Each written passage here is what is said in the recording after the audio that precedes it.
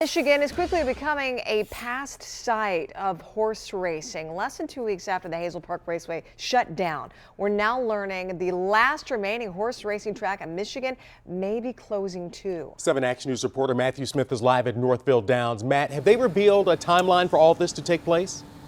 Well, Keenan, the people who actually run the track that you see here behind me, Northville Downs, they're hoping they can keep this going through at least the 2020 season. But a lot of this is kind of hanging on to hope because the developer is still working on this thing to figure out how soon they can start building out here. In fact, the people who run this track say they're looking for a new location so they can continue operations even beyond that.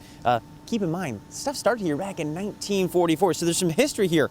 Now, whether or not that's a reality, that plan, we'll have to wait and see. Fans who've watched the industry shrink note you can't bet horses at casinos, and with this news, the chance to bet or even watch horse racing is now quickly disappearing from our area. I mean, if they're not going to put it downtown, because the only place you can go then is to go to Cleveland. You got to go all the way over to Thistle Downs to Northville Park to bet horses, because you got no place else to bet. So that's a 2.5-hour drive.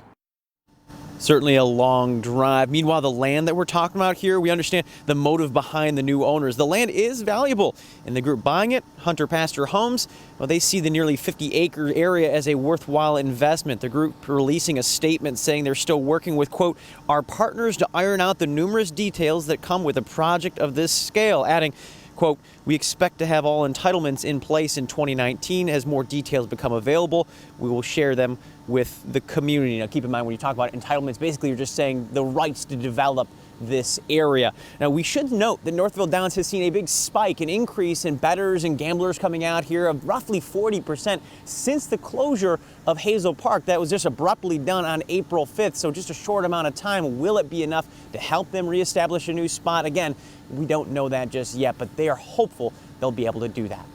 We're live at Northville Downs this morning. Matthew Smith, 7 Action News. Thank you very much, Matthew.